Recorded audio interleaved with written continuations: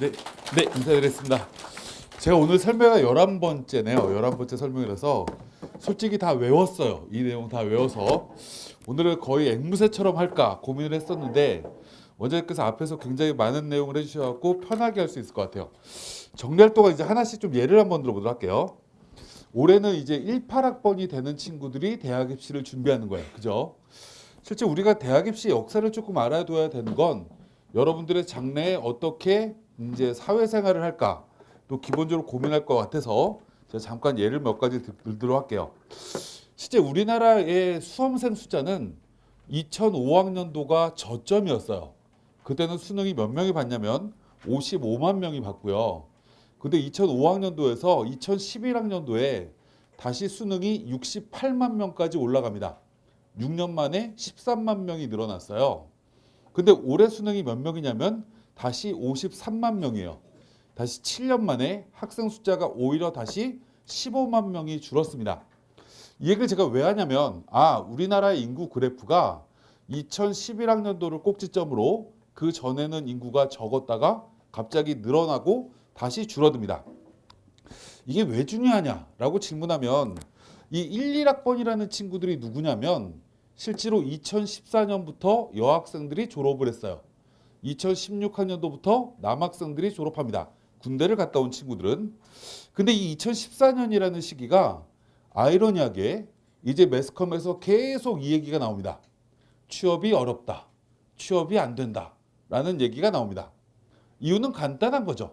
맨날 50만 명대 학생이 대학을 졸업하다가 갑자기 11학년도 입학한 친구들이 68만 명일 때 아이들이 2014년에 졸업하는 거예요. 또 더 중요한 건 이 1, 1학번에 들어갔던 아이들의 아빠가 누구냐면 58년 개띠예요. 59년, 60년, 61년. 이 세대는 우리나라 1차 베이비붐 세대입니다. 그래서 아빠가 많아요. 엄마도 많고. 그러니까 아이도 많았던 거죠. 그래서 기본적으로 이렇게 피크였는데 그 이후부터 애들이 계속 준다. 이 얘기는 우리 아이들이 대학을 들어가고 나서 나중에 취업을 갈 때는 취업문이 열릴 거다라고 생각할 수가 있겠죠. 실제로 11학년도에는 또 대학 진학률도 82%였어요. 왜 그랬냐면 아빠들이 대학이 중요하다라는 걸 사회생활을 통해서 뼈저리게 느끼신 분들이죠. 근데 2014년 이후에 취업이 안 된다 하니까 갑자기 이제 대학 진학률이 뚝뚝 떨어집니다. 작년에 68%가 안 됐어요. 대학 진학률이. 6년 동안의 대학 진학률이 14% 이하로 떨어집니다. 14% 이하가 떨어져요. 이런 분포가 기본적으로 그려지는구나. 우리 아이들은 이제 내년이 마지막 단군 이래 마지막으로 인구가 늘어나는 세대입니다. 내년에 18,500명이 늘어요. 현재 이제 고등학교 2학년 친구들이. 왜 느냐면 이 친구들은 00년생이라서 늘어요. 왜 00년생이라서 느냐면 그때 매스컴에서 사기쳤거든요. 00년에 아이를 낳으면 우주의 기운이 우리 아이한테 온대. 그래서 갑자기 아이를 많이 낳습니다. 여기서부터 이제 우리나라 인구는 절벽 시대가 됩니다. 지금 고1 친구는 고2 친구보다 6만 8천 명이 줄고 지금 중3 친구는 고1 친구보다 6만 4천 명이 줍니다. 그래서 현재 우리 아이보다 3살 어린 친구가 학생 숫자는 12만 명 이상이 줍니다. 그 다음에도 2만 3천 명이 줄고요. 그 다음에도 1만 7천 명이 줍니다. 그래서 우리 아이보다 4살, 5살 어린 친구는 16만 명 이상의 아이가 또 감소한다. 그러면 1, 1학번에 대학을 들어갔던 아이와 나중에 2, 2학번이 되는 아이들 약 11년, 12년 동안에 우리나라 학생 숫자는 30만 명 넘게 줄어요. 그럼 제가 이 얘기를 왜 할까요? 그럼 우리 친구들은 굉장히 행운의 시기이기도 하지만 과도기 시기인 거죠. 4살만 늦게 태어날 걸. 이 더 좋았을 걸. 그죠? 그럼 4살을 늦게 태어나는 효과를 받을 수 있는 방법이 있어요. 군대를 길게 가거나 갑자기 사수 이러시면 안 돼요. 갑자기 앞에서 막 사수 이러시는데 사수를 하는 게 아니라 대학원을 갔다 오면 저절로 2년 6개월을 벌죠. 우리 아이들 때는 나중에 석사를 받는 게 각광받는 공부를 굉장히 길게 하면 석사학위도 받고 아이들이 15만 명 이상이 사라지는 세대랑 같이 사회생활을 한다. 아, 취업이 쉬워지겠구나. 이걸 기본적으로 생각하시면 돼요. 실제로 일본이라는 나라가 10년 전에 대학 졸업자가 취업률이 60% 초반밖에 안 됐어요. 근데 작년에 일본의 대졸자 취업률은 98.2%예요. 우리나라가 현재 지금 취업률이 50%대입니다. 우리나라가 10년 뒤가 되면 90%가 반드시 넘어갈 거예요. 아, 이런 기본적인 특징이 있구나 라고 기본적으로 생각하고, 그 다음 이건 이제 농담이에요. 농담 반 진담 반. 여기 남학생들이 꽤 있는데, 남학생들은 어머님 아버님들이 이런 얘기 하십니다. 4살 터울의 아이를 데리고 오면 궁합도 안 볼게, 이렇게 얘기를 해요. 근데 실제로 이제 4살 어린 여학생을 며느리로 삼을 수 있냐? 불가능합니다. 왜요? 애들이 15만 명이 사라진다라는 얘기는 그만큼 여학생도 7만 명 이상이 사라진다라는 거죠. 현재 고등학교 3학년 친구들은 누구를 사귀어야 되냐? 내년에 학생이 18,000명, 500명이 늘어나니까 아, 내년에는 9,000명의 여학생이 더 많구나. 1살 어린애랑 소개팅을 하면 확률도 높아지겠네. 뭐 이런 여러 가지를 기본적으로 고민을 해야 된다. 제가 왜 이 얘기를 처음 하냐면, 우리가 사회를 바라보는 눈이 지금 취업이 안 된다라고 해서 우리 아이 때 취업이 안 된다, 이렇게 생각하시는 분들이 너무 많아요. 지금 우리 아이가 취업을 하려고 하면 고졸자면 지금 취업하는 거죠. 취업 열나 어려울 거예요. 가방끈을 짧게 전문대를 갔다 오면 또 빨리 졸업하게 되니까 취업하기가 쉽지 않을 거예요. 실제로 아직까지 아이들이 굉장히 많은 세대가 됐더니 길게 끌고 가자라는 말씀을 기본적으로 드리고, 이제 바로 시작을 한번 해보도록 할게요. 이게 잘 안 보일 것 같아요. 이게 보일까요? 앞에 살짝만 불 꺼볼까요? 살짝 불을 끄면 이제 보이나요? 안 보인대요. 아무 소리 안 하시는 거 보니까. 그럼 이제 자료집에 26페이지라고 써 있는 것부터 아까 원장님께서 말씀하신 걸 조금 더 이제 자세하게 설명을 한번 들어보도록 할게요. 제가 최근에 막 뉴스에도 나오고 막 언론에 조금 많이 나왔어요. 오늘도 제가 이제 수업 메가스 설명을 하러 와야 돼서 화장을 하고 왔어요. 그리고 이제 얼굴도 뭘 바르고 이렇게 뭔가 이제 촬영하는 게 있어서 이렇게 하고 왔는데, 제가 기본적으로 이제 26페이지를 왜 보자라고 말씀을 드리냐면, 이게 우리가 첫 번째 해야 되는 게 있어요. 첫 번째 해야 되는 건 뭐냐면, 작년과 올해가 무엇이 달라졌지? 라는 걸 기본적으로 생각을 해야 되는 거죠. 첫 번째, 아까 인원이 감소했다. 특히 문과는 7% 이상이 줄었고 자연계는 크게 변화가 없다. 이런 것도 있지만 제일 중요한 걸 첫 번째 얘기를 한번 해보도록 할게요. 국어를 지난해는 55만 명이 시험 봤어요. 올해는 53만 명이 국어 시험 봤어요. 그러면 우리가 수능 성적표에는 표준 점수도 나오지만 백분위도 나오는 거죠. 백분위는 100부터 1까지의 분포로 나와요. 그죠? 그럼 백분위 100이 뭐냐라고 질문하면 상위 1% 안에 드는 아이들. 백분위 99가 뭐냐라고 하면 상위 3% 안에 드는 아이들. 뭐 이렇게 무언가 분포가 이렇게 나와요.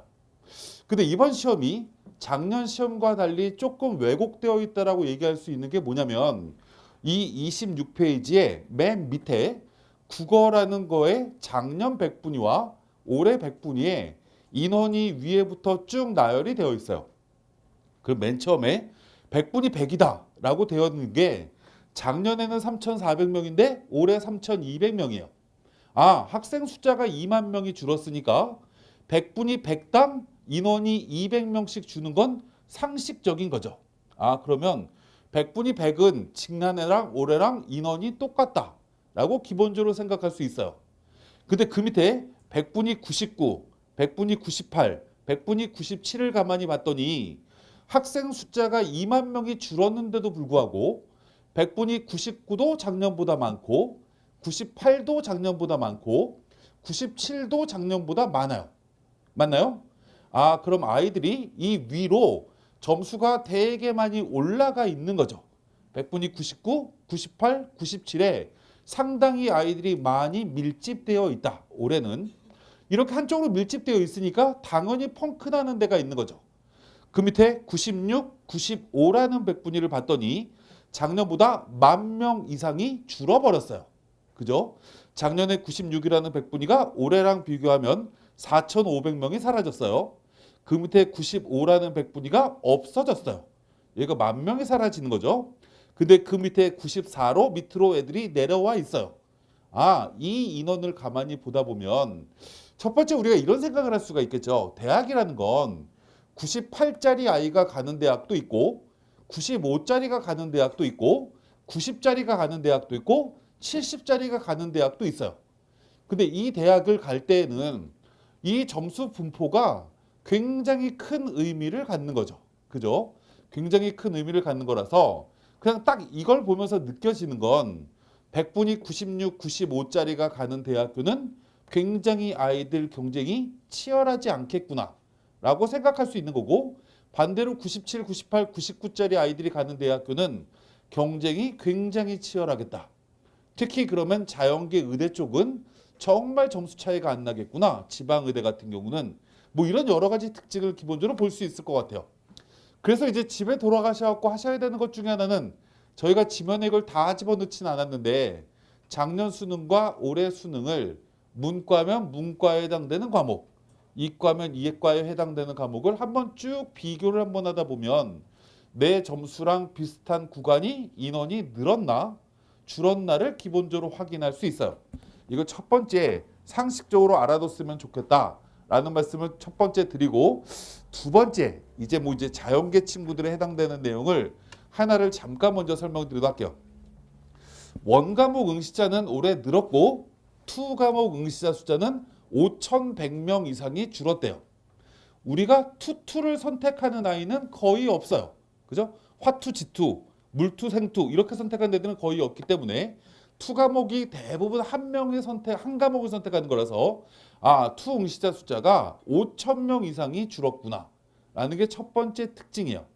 그럼 이 얘기는 투를 필수로 반영하는 대학교이거나 투에 가산점을 주는 학교를 매력적이다라고 느끼는 아이들은 점점 줄어들었다는 얘기죠. 반대로 원 응시자 숫자는 이 반대로 6,000명 가까이가 늘어났기 때문에 원원을 써도 전혀 문제가 없는 대학교는 올해 합격선은 오히려 올라가겠구나 라고 기본적으로 생각할 수 있을 것 같아요. 그럼 일반적으로 서울대는 합격선이 내려갈 거고 연대는 올라가겠구나, 한양대는 합격선이 내려갈 거고 성대는 올라가겠구나, 뭐 이런 여러 가지 특징이 시험의 인구 분포에 따라서 특징이 있다 라는 걸 첫 번째 말씀드리고, 그 다음에 이제 영어라는 얘기를 간단하게만 해볼게요. 만점자 1등급이 10%래요. 그럼 10%라고 하면 우리가 실제로 연대나 고대나 서강대나 한양대나 이런 대학교에는 실제로 영어의 영향력이 별로 없겠다라고 생각할 수 있을 것 같아요. 영어가 연세대학교가 5점의 점수가 떨어져 2등급을 맞으면 고대는 1점밖에 안 떨어지네? 와, 연대가 유리해. 나는 1등급이라서. 이렇게 생각하는 아이들이 별로 없을 거라는 거죠. 왜요? 대다수 아이들이 1등급일 거니까. 근데 이제 10%라는 얘기는 10%쯤에 해당되는 국어, 수학, 탐구 과목이 100분위가 90쯤 근처 맞는 아이는 1등급일 수도 있고 2등급일 가능성도 높고 거의 반반 근처로 가는 거죠. 그죠? 국어 100분위가 90이야, 수학 100분위가 90이야, 탐구 100분위가 90이야. 이 아이들은 실제로 이제 10%밖에 1등급이 안 되기 때문에 1등급이 아닐 확률도 꽤 높아요. 그죠? 1등급일 확률도 꽤 높은 거죠. 극단적으로 반반일지 예측하기가 쉽지 않아요. 그럼 이 90짜리 아이들이 어디를 가냐라고 질문하면 문과 친구들은 일반적으로 건국대쯤, 국민대쯤, 동국대쯤 이쯤 노리는 아이들이에요. 그럼 이런 대학교에는 영어가 점수 격차가 큰 대학교도 있고 점수 격차가 적은 대학교도 있어요. 자연계 같은 경우는 경희대, 시립대 아니면 건대 최상위권학과 이쯤을 이 100분이 90짜리 아이가 가요. 여기도 마찬가지인 거죠. 영어라는 게 어떤 특정 구간에서는 의미가 없을 수도 있는데 일부 특정 구간에서는 이거에 따라서 아이들의 지원 패턴이 완벽하게 달라질 거예요.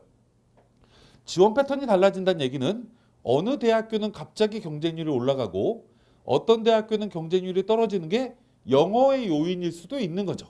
기본적으로. 그래서 이걸 나중에 어떻게 봐야 되는지를 제가 또 한번 설명을 드릴 건데 이게 올해 또 하나의 변수다라는 말씀을 드리고 나머지 내용은 뭐 그냥 일단 다 넘어가도록 하겠습니다. 다 뭐 넘어가도록 하고 제가 이제 제일 중요한 게 아무래도 실제로 뭘까라고 생각해 보면 모집 인원일 것 같아요. 그래서 문과 학부모님들은 27페이지를 보시고요. 자연계 학부모님들은 36페이지를 잠깐 보도록 할게요.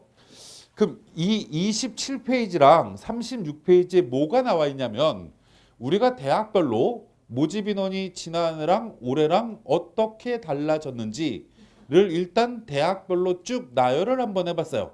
그래서 이걸 대학을 7, 8개 대학교씩 묶음으로 해서 수준이 비슷한 학교를 이렇게 쭉 묶어놓고 이 그룹은 인원이 어떻게 변화가 됐는가를 쭉 모아놨는데 일단 상위권 대학교 맨 처음에 표를 봤더니 작년하고 올해하고 인원이 얼마나 감소했지? 라고 봤더니 평균 20%쯤이 감소했어요. 맞죠? 작년에 2,500명쯤 뽑았는데 올해 2,000명쯤 뽑으니까 약 20%가 감소했다라고 볼 수 있어요. 근데 그 다음에 대학교 중앙대부터 뭐 숙명여대 뭐 이 대학교까지를 기본적으로 봤더니 문과나 이과나 평균적으로 약 8%쯤 인원이 줄었습니다. 맞죠? 한 8%쯤 줄었어요. 그럼 우리가 최상위권 대학교부터 숙대까지 인원은 맨 위에 대학이 20%, 그 밑에가 8%니까 평균 14%에서 15%쯤 인원이 줄었구나 라고 생각할 수 있을 것 같아요. 그 밑에 대학교를 계속 저희가 나열을 해놨어요. 이 얘기를 다시 돌려버리면 학생의 숫자가 작년과 올해랑 거의 동일한 자연계 같은 경우는 학생은 그대로인데 문이 좁아진 거죠. 문이 좁아졌다라는 얘기는 그만큼 합격선이 올라갈 수밖에 없는 구조적 특징을 가지고 있겠죠.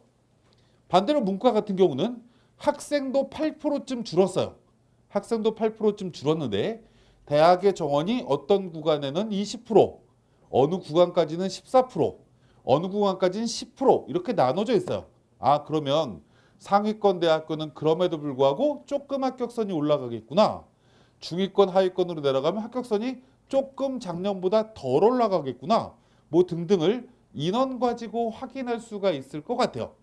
이렇게 모집 인원이 작년보다 줄었기 때문에 올해 정시 경쟁률은 지난해보다 올라가겠다라는 건 분명하겠죠. 기본적으로 이 인원 변화를 하나씩 보면 되겠다라는 말씀을 잠깐 드리고 여기까지는 상식이에요. 여기까지는 상식이라서 환경적으로 어떤 특징이 있는지를 첫 번째 기억을 하도록 하고 두 번째 우리가 이제 원서를 쓸 때 여러 가지 제가 예를 한번 들어보도록 할게요. 우리가 이제 자료집에 문과, 이과 막 내용이 섞여 있어서 저도 오늘 학부모님들이 문과, 이과가 섞여 계시기 때문에 그래도 공평하게 설명을 드려야 될 것 같아서 문과에 하나, 이과에 하나를 드리도록 할게요. 우리가 첫 번째, 우리가 상위권 대학교, 우리가 대학을 경쟁 대학끼리 비교를 해야 돼요. 경쟁 대학끼리 비교한다는 얘기는 연대랑 고대를 비교해보고 성대랑 한양대를 비교해보고 국민대랑 숭실대를 비교를 해보고 경기대랑 가천대를 비교해보는 건 의미가 있는 거죠. 왜요? 학생들이 이 대학 갈까 저 대학 갈까 요 대학 갈까 저 대학 갈까를 고민하는 이런 수준의 변화는 같이 비교를 해볼 필요가 있는 거죠. 근데 갑자기 연세대랑 아주대 이렇게 비교하는 건 전혀 의미가 없는 거죠. 왜요? 이거는 쓰는 아이들의 집단이 다른 거기 때문에 이렇게 비교하면 안 돼요. 그럼 첫 번째 예를 한번 들어보도록 할게요.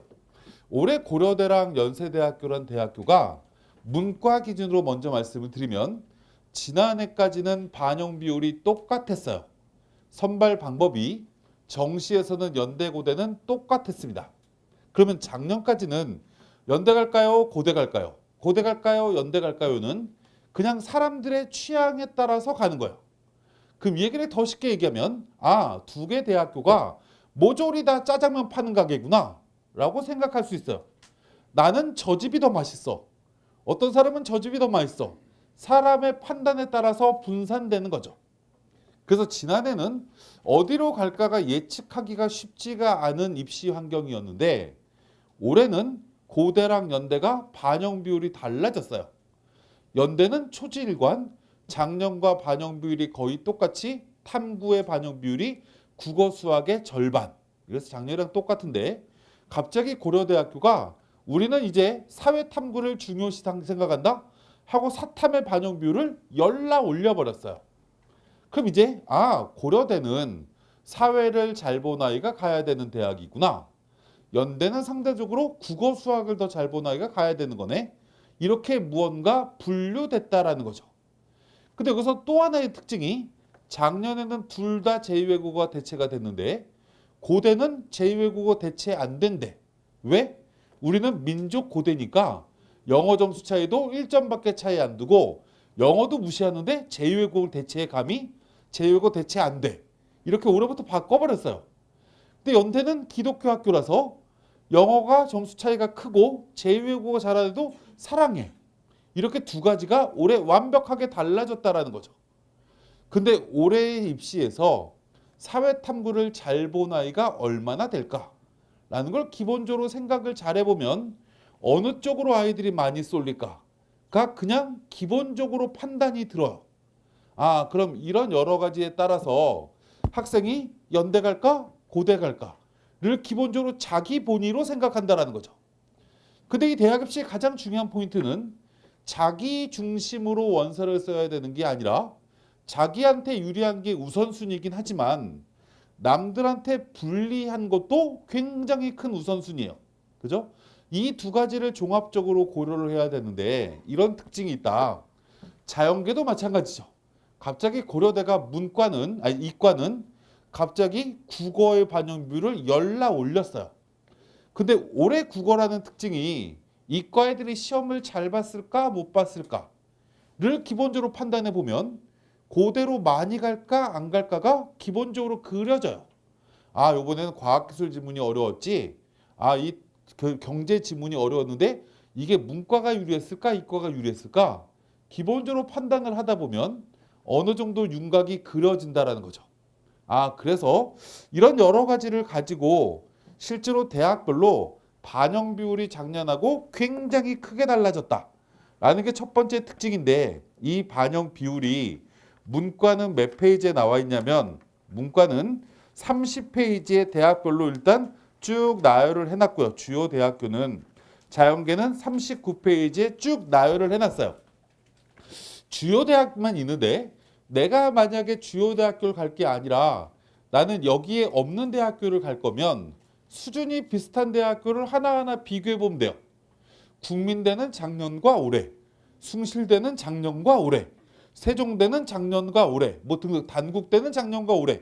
수준이 이 대학교 4개가 만약에 비슷하다라고 하면 4개 대학교의 변화를 가만히 보고 이렇다라고 하면 아이들이 이 대학 중에서 가장 선호하는 대학교가 어딜까? 가장 아이들이 좋아하지 않는 대학교가 어딜까를 기본적으로 한 번쯤 고민해야 된다. 왜요? 우리는 아직도 정시 원서를 쓰기 위해서는 20일이 넘은 시간이 남아 있는 거고요. 학생들은 지금 수시에 합격할 거라고 분명히 기대할 겁니다. 붙을 거예요. 10명 중 7명 이상을 수시에서 선발하기 때문에 오늘 오신 분의 60%, 70%는 반드시 수시에 붙을 거예요. 근데 수시를 붙을까 못 붙을까 계속 맘만 졸이기에는 시간이 잘 안 가죠. 그러니까 우리 아이가 만약에 정시를 안 쓰게 되더라도 이런 여러 가지는 공부를 먼저 해놔야 실제로 정시가 1월 5일부터 1월 4일 날 수시 합격자가 다 끝나고 나면 5, 6, 7, 8, 9밖에 안 남아요. 이때 공부하려고 하면 이게 너무 복잡하기 때문에 미리 이런 걸 준비를 좀 했으면 좋겠다 라는 말씀을 첫 번째 드리고 이제 배치표를 하나씩 보도록 하겠습니다. 배치표를 이제 문과분들은 보라색 배치표 받았고 이제 자연계 친구들은 하늘색 배치표를 받았어요. 2장으로 이렇게 나눠져 있는데 처음에 맨 왼쪽에 상단에 대학 이름이 쭉 나열되는 데가 있는데 자연계 하늘색 배치표는 처음에 서울대가 나오고 문과 배치표는 맨 왼쪽에 이화여대가 나올 거예요. 그죠? 다 찾으셨죠? 그 대학의 배치표, 그 장의 배치표를 쭉 한번 펴보도록 할게요. 쭉 한번 펴보면 이제 하나하나씩 이걸 보면서 올해 변수들을 하나하나씩 설명을 드릴 거고요. 저는 목표를 9시 10분에 끝내는 걸 목표로 하겠습니다. 근데 지금 갑자기 분위기가 너무 좋아서 더 길게 할까? 좀 고민을 좀 하긴 해요. 저 왼쪽에 이제 메가스터디 상단에 로고가 있어요. 로고 바로 밑에 보면 4개 영역이라고 처음 나와요. 됐죠? 그리고 오른쪽으로 쭉 가면 3개 영역이 나와요. 그죠? 3개 영역이라는 건 수능을 4개 받는데 무언가 하나를 빼준다라는 거죠. 거기에 3개 영역 바로 밑에 보면 문과는 가로 열고 국수형 탐 중 택3 이렇게 적혀 있고 자연계는 탐이 밖으로 빠져 있고 국수형 중 택2 이렇게 적혀 있어요. 아, 문과 같은 경우는 실제로 4개 중에 아무거나 하나씩을 뺄 수 있다라는 게 제일 먼저 나오는 거고 자연계는 탐 플러스 가로 열고 국수형이라는 얘기는 국어나 수학이나 영어 중에서 하나를 뺀다. 여기까지 이해 가시죠? 아, 3개 영역이 뒤에 나오는구나. 뒤집어 볼게요. 배치표를 뒤집어 보면 왼쪽에 또 4개 영역이 나와요. 왼쪽의 4개 영역은 전국에 있는 국공립대학교입니다. 등록금이 300만 원 이하의 대학교가 여기에 싹 다 몰려 있다. 아, 여기가 국공립대구나. 오른쪽에 또 3개 영역이 또 있어요. 이 3개 영역은 서울, 경기, 수도권 및 국공립대 중에서 3개를 반영하는 대학교가 이 안에 포함되어 있어요.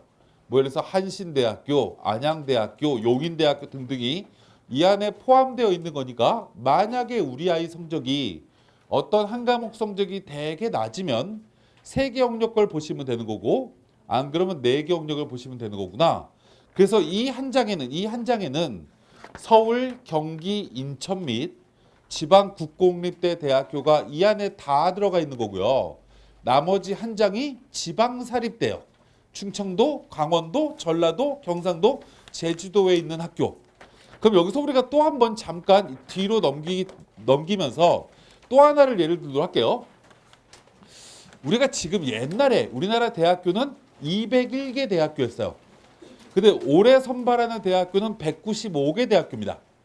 대학교가 하나씩 없어져요. 왜 없어질까요? 아이들이 없으니까 대학이 줄어드는 거죠. 우리 아이보다 4살, 5살이 적은 아이들은 15만 명이 사라진다고 했어요. 그러면 애들이 몇 명이 사라지는 거냐면 30%가 사라지는 거예요. 그러면 우리나라 대학도 30%는 최소한 사라지겠죠. 아, 지금 195개 대학교에서 우리 아이가 대학을 들어가서 졸업할 때쯤 되면 최소 60개 대학은 사라지겠구나 라고 생각할 수 있어요. 그럼 나는 열라 대학에 4년 동안 등록금을 냈는데 나까지만 대학 졸업장을 받아요. 그럼 장점이 뭐죠? 내 졸업장은 골동품이에요. 이게 장점인데 단점은 뭐냐면 나중에 내가 졸업한 대학이 우리나라에 역사적으로 없어져요. 없어지면 문제가 심각한 거죠. 그래서 아무리 수원은 교통 발달의 지역이기 때문에 어딜 가도 안 멀다라는 장점이 있어요. 그래서 우리 어머님 아버님들은 맹모맹부예요. 그죠? 자녀를 위해서 수원으로 이사 온 거죠. 제가 어저께 상계동 일사에서 설명했는데 거기서는 나쁜 엄마라고 했어요. 아이가 무조건 서울에 있는 대학교를 갈 줄 알고 일산에 사시는 거죠. 애들이 왔다 갔다 하면 너무 힘들어요. 근데 수원 밑으로 내려가는 대학교를 자칫 잘못 들어가면 5년 후에 사라집니다. 대학이 사라져요. 그래서 너무 레벨이 떨어지는 대학은 안 갔으면 좋겠다라는 게 첫 번째인 거고 지금 작년에도 이 190개가 넘는 대학교 중에서 정시 모집 원서 접수가 1월 9일 날 끝나고 2월 20일 날이 되면 모든 대학교가 등록자 마감이 끝납니다. 그럼 2월 20일이 되면 모든 대학교가 정원을 다 채우냐? 그렇지 않아요. 작년에도 예를 들어서 저쪽에 고신대 의대, 원광대 의대 등 의대 일부 인원 못 채운 대학교가 추가 모집했어요. 충청도 밑에 있는 대학교는 상당수 대학교가 추가 모집했어요. 의대가 추가 모집하는 건 또 경쟁률이 되게 많이 올라가겠죠. 막 50대 1, 200대 1 이랬어요. 작년에. 한 명 뽑는데 200명씩 지원하고. 근데 이 천안 밑에 있는 별로 이름 없는 대학교는 그때가 돼도 정원 못 채워요. 그래서 대학들이 뭐라고 했냐면 그냥 등록금만 내면 선착순 이런 대학교도 있어요. 그럼 학교 그레이드가 너무 떨어지는 학교는 정시에 3번의 기회를 굳이 안 거기다 끼워 넣으셔도 된다라는 말씀을 잠깐 드리고 그다음에 이제 본격적으로 자료들을 보도록 할게요. 이런 얘기를 해야 눈이 초롱초롱해져요. 갑자기 이제 어려운 얘기라면 잘 못 알아들으셔서 그다음에 이제 내경력 바로 밑에 보면 이제 가, 나, 다라는 게 나와요. 가군, 나군, 다군입니다. 정시 모집은 가군에 하나, 나군에 하나, 다군에 하나 쓰는 거죠. 우리가 이제 아버님이 친구들을 만나서 당신 아들, 당신 딸 어떻게 됐어? 이렇게 친구가 물어봐갖고 대답을 이렇게 해요. 아이씨, 우리 아이가 수시 모집에서 연고대를 다 떨어졌어. 이렇게 얘기하는 아빠는 정직한 아빠예요. 실제 우리 아이가 연대 고대를 안 썼더라도 이렇게 얘기하는 건 합리적인 거죠. 근데 우리 아이가 정시에서 연고대를 다 떨어졌어. 이렇게 얘기하면 사기꾼이에요. 그죠? 정시에서는 연고대를 동시에 쓸 수가 없어요. 둘 다 나군이기 때문에. 이거는 군별로 하나씩 써야 된다. 라는 걸 첫 번째 말씀을 드리고 가라는 거 바로 밑에 내려오면 처음에 왼쪽에는 수학가, 수학나, 문과는 이렇게 적혀 있고 그 옆에 가나라고 수가나라고 적혀 있어요. 수가나라고 적혀 있는 건 수학을 가형이나 나형, 모조리 아무거나 해도 된다라는 얘기고 왼쪽에 이제 수가, 수나 이렇게 하나만 적혀 있는 건 수학은 반드시 그걸 선택해야 된다라는 거예요. 그러면 왼쪽에 수학가 이렇게 적혀 있는 건 이건 아시안 게임이에요. 수학가나 이렇게 적혀 있는 건 올림픽이에요. 뭔 얘기인지 가시죠? 수가나라고 적혀 있는 건 모든 수험생이 다 지원 가능하다는 얘기고 왼쪽에 이렇게 하나면 그 과목을 본 아이들만 지원한다는 거죠. 원래 우리가 상식적으로 이과 학생이 문과로 교차 지원하지 않습니다. 대부분의 친구들이 교대를 가는 친구들은 자연계 시험을 봤어도 문과에 교대를 가는 아이가 있어요. 이런 친구분들은 여기 하늘색 배치표엔 교대가 없으니까 나가실 때 문과 배치표를 좀 달라고 해서 얻어가시면 좋아요. 반대로 문과 친구들은 이과로 교차 지원하는 아이들이 꽤 많아요. 왜 많냐? 전국에 의대가 3,000명이 있어요. 전국에 한의대도 있고요. 치대도 있고요. 카이스트도 있어요. 유니스트도 있고 자연계에는 서울대를 이기는 대학교의 정원이 약 5,000명쯤 있어요. 그럼 서울대 별로 좋은 학교 아닌 거죠. 자연계로 보면. 물론 그럼에도 좋은 학교지만 근데 문과는 서울대를 이기는 데가 별로 없어요. 그러다 보니까 서울대 공대를 들어가는 아이는 전국에 5,000등이 넘어가는 애들이 들어가는 대학이지만 문과에 서울대를 가는 건 전국에 1,000등 안에 들어가는 애들이 가는 거예요. 그러면 누가 점수가 더 높은 거예요? 문과 아이들이 점수가 높을 수밖에 없는 거죠. 그 모든 대학교가 이렇게 뒤로 다 내려올 때 문과 점수가 더 높아요. 이해 가시죠? 숭실대학교 경영학과를 갈까? 숭실대학교 컴퓨터공학과를 갈까? 이렇게 고민하는 문과는 둘 다 붙을 수 있어요. 근데 이과 아이가 나는 숭실대 컴퓨터공학과 점수 나왔는데 이 아이가 문과로 돌려서 경영 갈 수 있냐? 도고동문학과도 못 가요. 그만큼 문과가 점수가 높다. 그래서 제가 숭실대라고 왜 말씀을 드렸냐면 숭실대 레벨 이하의 대학교는 자연계 모집 단위도 문과 학생들을 받아주는 대학교가 되게 많아요. 그래서 이 수원에 있는 학교도 경기대는 문과아이가 이과로 지원 안 되지만 수원대는 문과아이가 이과로 지원이 돼요. 가천대학교라는 대학교는 되는 학과도 있고 안 되는 학과도 있어요. 뭐 이런 특징이 있기 때문에 우리 아이의 점수가 숭실대보다 레벨이 좀 떨어지는 학교를 가야 되는 문과 학생은 또 가실 때 자연계 배치표가 남아있으면 달라고 하시면 좋을 것 같아요. 너무 친절하죠? 있는지 없는지 모르겠어요. 일단 그거 빨리 달라고 하시면 되고, 그다음에 이제 수나 바로 밑에 보면 서울대, 이화여대 이렇게 대학이 나와요. 서울대나 이화여대나 그 옆에 뭐 경희대학교나 등등의 대학교를 보면 대학 이름 옆에 점이 찍혀 있어요. 맞나요? 근데 이 맨 오른쪽이나 밑에 막 학교를 찾다 보면 홍익대학교, 한국항공대, 서울과학기술대, 상명대 이런 등의 대학교에는 점이 없어요. 그죠? 아, 그러면 이렇게 점이 있냐 없냐의 차이는 뭐냐면 점이 없는 대학교는 국어나 수학이나 탐구나 모조리 다 표준 점수 반영하는 대학이에요. 점이 없는 대학은, 점이 있는 대학교는 이 탐구 과목만 100분위 1을 반영하는 겁니다. 100분위 1을 반영하는 거예요. 그럼 우리가 첫 번째 잠깐 볼게 50페이지를 잠깐 넘어가 보도록 할게요. 자료집.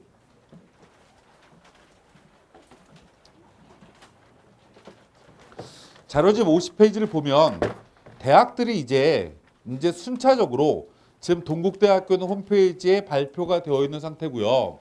뭘 발표하냐면 이 50페이지 위에는 사회탐구, 아래는 과학탐구인데 이건 지난해 거예요. 지난해 건데 100분위, 왼 왼쪽에 100분위를 100을 맞은 아이, 99를 맞은 아이, 98, 97, 96 이런 점수에 대해서 100분위에 대해서 우리 대학은 이 점수를 준다라는 걸 점수를 다시 발표해요. 그럼 다시 얘기하면 서울대나 경희대나 이화여대나 동국대나 건국대나 이런 아주대 등등의 대학교는 내 받은 성적표에 사회탐구, 과학탐구의 표준 점수는 써먹을 데가 없다라는 거죠. 수능 성적표에 탐구 과목의 표준 점수를 활용하는 대학교는 홍익대, 상명대, 한국항공대 그리고 서울과학기술대. 서울엔 4개밖에 없어요. 아, 그럼 나머지는 100분위를 활용하는 거구나. 나는 100분위가 96인데 화학이 지구과학 100분위 96이랑 똑같은 점수란 얘기예요. 나는 생활과 윤리의 100분위가 88인데 법과 정치 100분위 88 받은 아이랑 내가 지원하는 대학교에는 똑같은 점수를 받는다라는 거예요. 그럼 이제 예를 한번 더 보도록 할게요. 아래쪽에 과학탐구가 있어요. 과학탐구 이과가 좀 많을 것 같아서 과학탐구의 어떤 친구가 100분위를 99 맞았어요. 99 맞으면 그 서울대부터 점수가 뭐 67.96, 68.63 이렇게 쭉 나와 있죠. 어떤 대학교가 가장 유리할까요? 퀴즈입니다. 다 안 가르쳐 주지 이러지 마시고 어차피 여기 5개, 6개 대학밖에 없어요. 찍어보세요. 어디가 제일 유리하죠? 한양대가 제일 유리합니다. 왜요? 100분위 100하고 99하고의 점수 차이가 가장 적으니까. 99 맞은 아이 입장에서는 100 맞은 아이랑 점수가 적은 게 유리한 거죠. 맞죠? 또 봐야 되는 건 그 밑에 98 맞은 아이랑 점수 차이가 크면 더 좋겠죠. 이 두 가지를 감안을 하면 가장 유리한 대학교는 한양대학교랑 연세대학교랑 고려대학교예요. 맞죠? 이렇게 여기 한양대 고려대는 아래랑도 점수 차이가 크잖아요. 아, 그럼 이렇게 대학마다 내가 점수 받은 게 유리한 대학교가 있고 별로 유리하지 않은 대학교도 있어요. 근데 어찌됐건 이 점수를 발표한다고요. 아, 그럼 이걸 가지고 점수를 활용하는 거구나. 그럼 이제 예를 들어 보도록 하겠습니다. 나중에 배치표를 설명을 드릴 건데 우리 아이가 표준 점수가 국어, 수학, 탐구가 360점이에요. 예를 들면 이번에 문과로 예를 들어 보도록 할게요. 17페이지로 넘어가 보도록 하죠. 17페이지로 넘어가면 360점이라는 점수가 나와요. 찾으셨죠? 360점을 봤더니 국어가 116.7이고 수학이 123.5고 탐구가 119.8이에요. 그럼 120이라고 생각할 수 있겠죠, 거의 탐구를. 아, 그러면 탐구를 내가 경희대를 지원하려고 해. 내가 아주대를 지원하려고 그래. 이러면 얘네는 변환 점수 사용한다고요. 아까 50페이지 그 표를 봐야 되는 거죠. 그럼 나의 경쟁 상대는 100분위가 도대체 몇일까? 라고 생각하면 앞에 걸 찾아보면 돼요. 120점을 받는 방법은 60점, 60점을 맞는 것도 120점이에요. 61점, 59점을 맞는 것도 120점이고 62점, 58점을 맞는 것도 120점이죠. 근데 우리가 상식적으로는 두 개를 60, 60 이렇게 맞기는 쉽지 않죠. 이 점수 맞는 아이들이. 그래서 점수 간격을 좀 벌릴 필요가 있어요. 하나는 62점, 하나는 58점. 이렇게 점수를 이 점수대는 맞는구나. 표준 점수를 이렇게 생각할 수 있어요. 됐나요? 그러면 표준 점수 62점이 사회탐구에서 100분위는 몇으로 가지? 라는 걸 앞에서 찾아보면 돼요. 13페이지. 자연계 같은 경우는 뒤에 걸 찾으면 되죠. 과학탐구를. 근데 제가 예를 드는 거니까 문과 거를 13페이지 보도록 할게요. 한 과목이 61이에요. 해갖고 맨 처음에 윤리와 사상 봤더니 100분위 몇이에요? 86이죠. 세월과 윤리는 62가 없어. 그럼 일단 스킵하고 그 다음에 세계사 62점 봤더니 84예요. 동아시아 62 봤더니 83이에요. 그죠? 아, 점수가 62라는 게 보통 86에서 83이구나. 뒷페이지로 넘겨갔더니 한국지리라는 거 86이에요. 경제라는 거 88이고요. 법과 정치라는 거 85고요. 경제라는 거 82고요. 사회문화가 87이에요. 대충 딱 이렇게 점수를 내서 평균을 딱 내려보면 아, 100분위가 85쯤 되는구나 라고 평균 내보면 알 수 있어요. 됐나요? 아, 표준 점수 120점 맞는 아이는 탐구 한 과목이 85겠구나. 하나가 이렇게 나와요. 그 다음 하나의 표준 점수 몇 점 남았죠? 58점 남았잖아요. 60이랑 58 했으니까. 그럼 또 똑같이 58점을 찾아가면 돼요. 67이네. 처음에 이제 생활고리는 71이네. 그 다음에 세계사 같은 건 71이네. 그 다음에 동아시아는 70이네. 아, 70 근처에 다 있구나. 뒤에 페이지에 58을 쭉 봤더니 비슷해요. 아, 70점대 초반이구나. 만약에 딱 봐서 평균이 72다. 이렇게 나오면 아, 나랑 점수가 똑같은 360점을 맞은 아이는 사회탐구 한 과목은 85, 한 과목은 72다.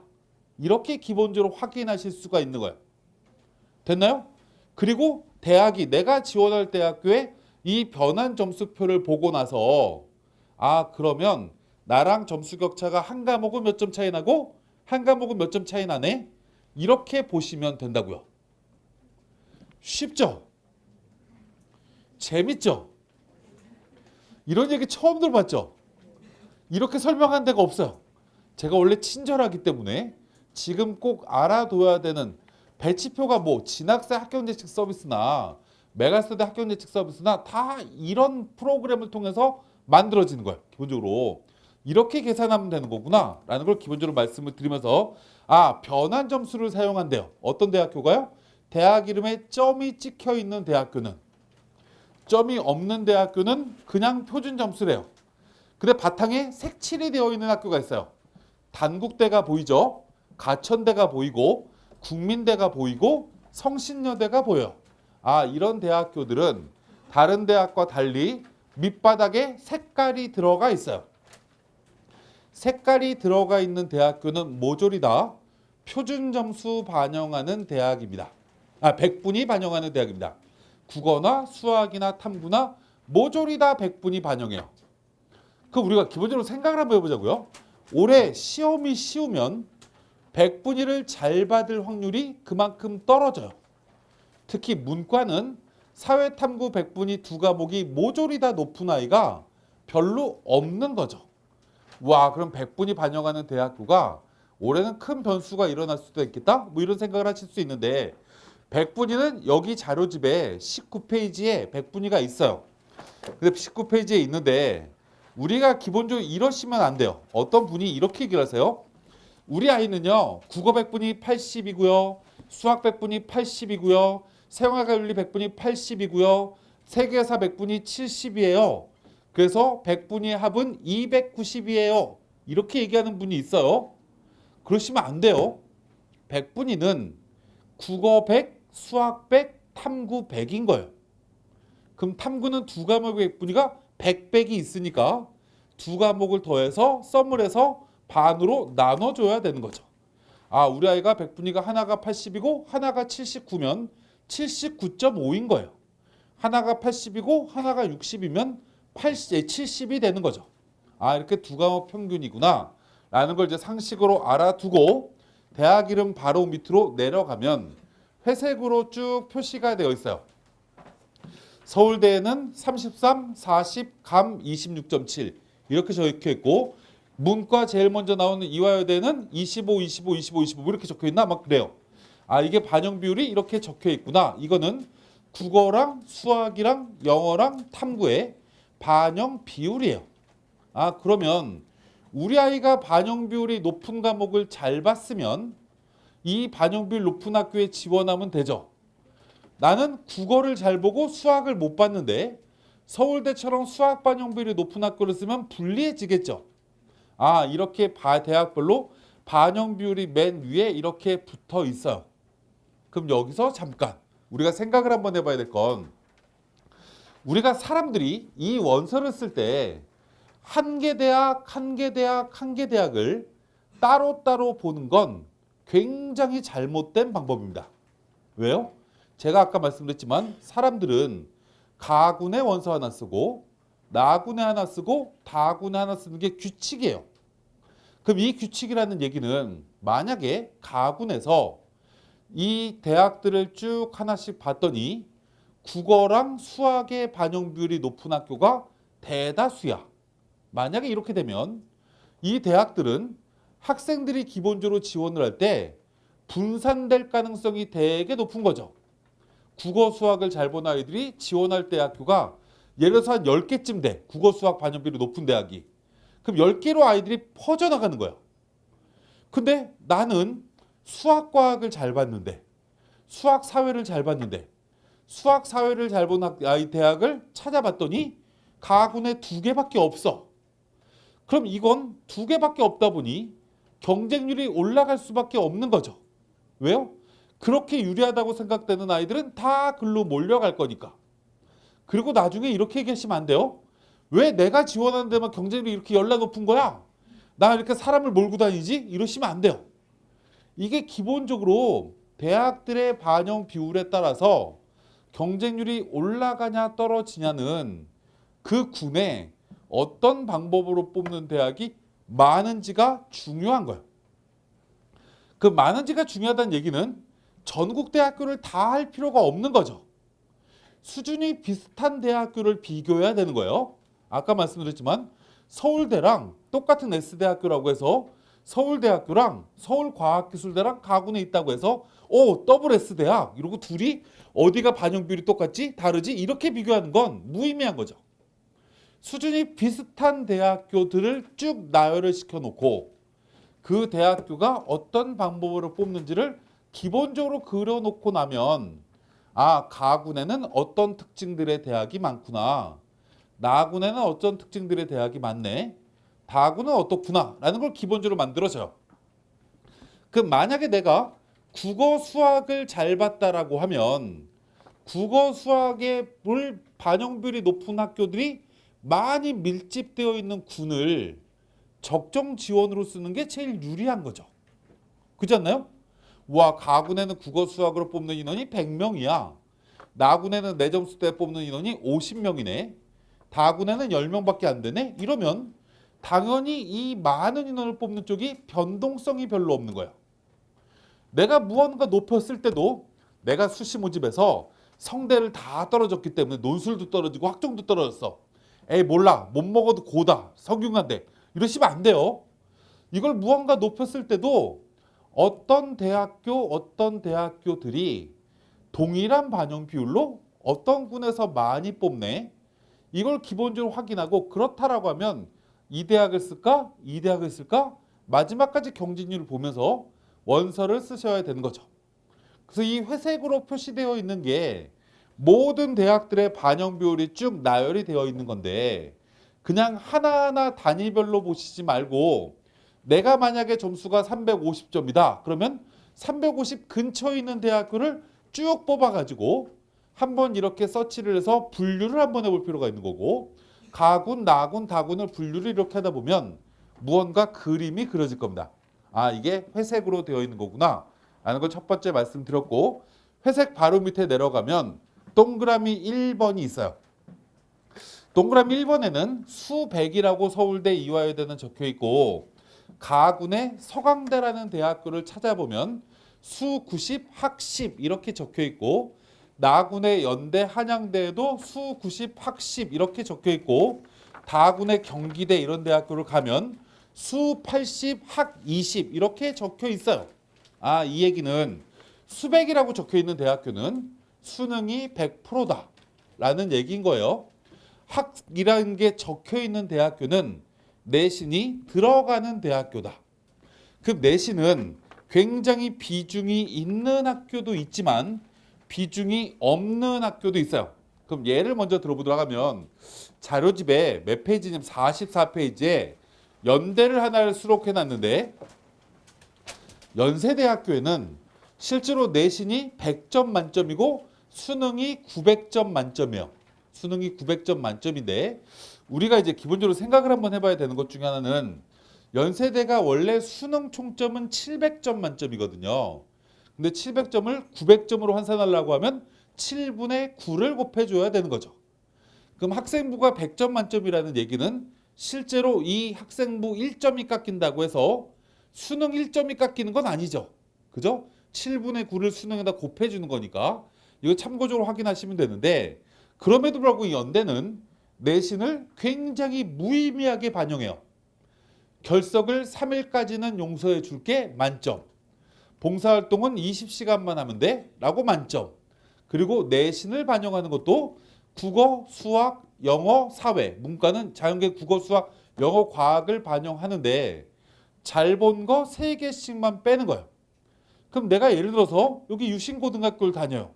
내가 예를 들어갖고 이 근처에 이이고등학교를 다녀. 이 고등학교 다닌 애가 2학년 1학기까지 질풍노도의 시기를 보냈어요. 그래서 내신이 9999야. 이렇게 쭉 있다가 갑자기 2학년 2학기부터 국어가 2학년 2학기 국어 5등급, 3학년 1학기 문법 5등급, 3학년 2학기 문법 5등급 이러면 이 아이는 2학년 1학기, 3학년 1학기, 3학년 2학기 세 과목 이렇게 뽑아서 국어가 5등급인 거예요. 그럼 내신 의미가 별로 없죠. 그렇게 뽑아주는데도 5등급이 몇 점이냐면 내신 50점에 49점이에요. 그럼 정말 의미가 없는 거죠. 50점하고 1점밖에 차이가 안 나요. 아, 그럼 이 1점의 위력은 실제 수능에 0.75점쯤 돼요. 아, 이렇게 내신이 변별력이 없구나. 이렇게 볼 수 있는데, 이 대학교가 밑으로 내려가면 내려갈수록 경기대, 안양대 이렇게 내려오면 내신이 생각보다 되게 커요. 그래서 만약에 내가 내신이 4등급이야. 아, 제기랄. 내신이 10점이나 빠지네. 이렇게 애들이 한숨을 쉬어요. 근데 이건 제정신이 아닌 거예요. 경기대쯤 쓰는 아이는 내신이 3, 4등급이에요. 1등급하고 비교하면 안 돼요. 내신 5, 1등급짜리가 경기대 쓸까요? 안양대 쓸까요? 안 쓰죠. 내신이 들어가는 대학은 무조건 대학에다가 전화를 해본다. 아니면 홈페이지를 뒤져본다. 작년에 합격자의 내신 평균이 몇 등급이지? 라고 확인을 해보고 만약에 4등급이라고 되어 있으면 아, 4등급 점수랑 내 점수랑 비교를 해서 내 점수가 이득이 되면 그 점수만큼 플러스가 되는 거고, 감점이 되면 그만큼 수능에서 감점을 해줘야 되는 거죠. 아, 내신을 봐야 되는 학교가 일부 있다. 이게 동그라미 1번이에요. 교대는 되게 중요할 거예요. 내신이 대부분 경인교대 일부 대학교 빼고는 다 내신 들어가니까. 동그라미 2번을 보도록 할게요. 동그라미 2번을 보면 서울대학교에는 과 가로 열고 2, 자연계 문과도 4 가로 열고 2 이렇게 되어 있어요. 이거는 과탐이나 사탐 이것만 된다라는 거죠. 근데 수학, 가나 이렇게 적혀 있는 대학교를 보다 보면 사과 이렇게 적혀 있는 대학들이 있어요. 사과라고 적혀 있는 대학교라는 건 사탐도 되고 과탐도 되는 거예요. 아까 제가 말씀드렸지만 문과 학생들이 사과라고 적혀 있는 거 겁낼 필요 없어요. 이과 애들이 문과로 안 넘어와요. 교대 일부 빼고는. 넘어오는 대학교는 어떤 대학교만 넘어오냐면 수학 가형에 10% 가산점 줘요. 과학에 5% 가산점 줘요. 이렇게 동그라미 3번에 뭐가 적혀 있는 대학교가 있어요. 나군에 가서 교대들을 보면 상당수 공주교대, 춘천교대 등등의 서울교대 등등이 수학가형의 가산점, 과학의 가산점 이런 게 있죠. 이런 데는 넘어오려고 하겠죠. 이과 아이들이 문과로. 그래서 자연계가 일부 교대를 쓰는 대학이 특히 이렇게 가산점 주는 학교로 막 몰려가요. 그래서 실제로 춘천교대가 합격선이 열나 높아요. 공주교대가 합격선이 열나 높은 이유가 와 춘천교대를 왜 가지? 아이들이 순박한 아이들을 가리키고 싶어서 글로 많이 가나? 이러시면 안 돼요.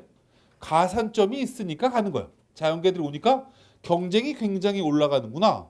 이런 게 없으면 안 온다라고 보시면 되는 게 3번인 거고 2번에 사과냐, 과냐, 사냐 이렇게 적혀 있는 것 따라서 교차가 되냐, 안 되냐 이렇게 생각하시면 되죠. 그럼 아까 말씀드렸죠. 문과 아이는 자연계 배치표에 위에 수가나에 동그라미 2번에 사과 이렇게 적혀 있는 학교는 문과 학생들이 다 지원할 수 있는 대학교인 거죠. 그럼 이 대학교는 확인해 보실 필요 있어요.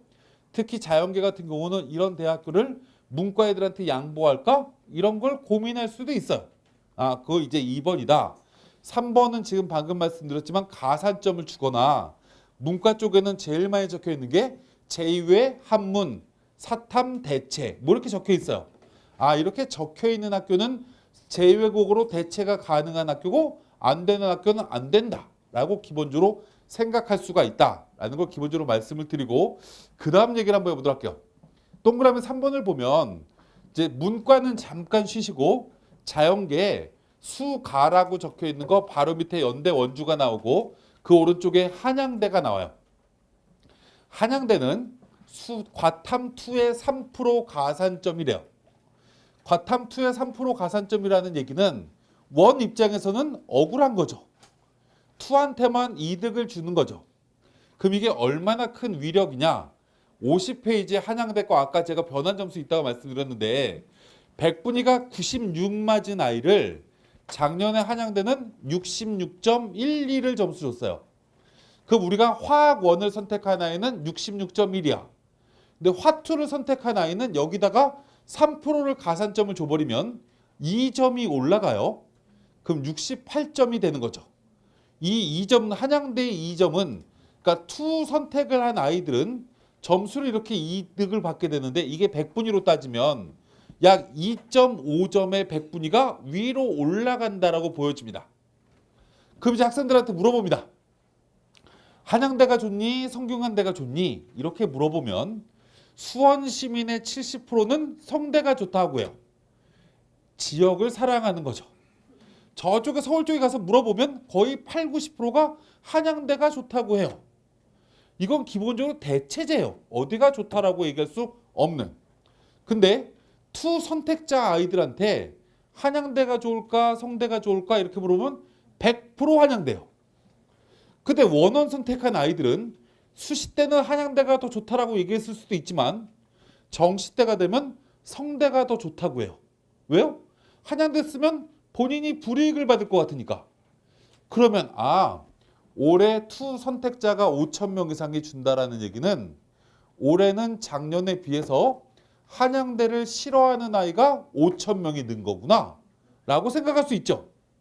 성대를 좋아하는 아이가 5,000명 이상이 늘었구나 라고 생각할 수 있어요. 이런 여러 가지 특징들로 학생들이 움직인다고요. 제2외국어가 대체되냐 안 되냐에 따라서 제2외국어 대체가 용이한 학교는 대체되는 학교가 좋은 거죠. 건대, 숙대, 동국대가 홍대보다 100배 좋은 거예요. 이런 아이들은. 근데 제2외국어를 못 본 아이들 입장에서는 홍대가 더 낫다. 이렇게 얘기할 수 있는 거죠. 홍대는 대체가 안 되니까. 이런 게 3번이에요. 그럼 제가 계속 말씀드리지만 나한테 유리한 것만 생각하지 마세요.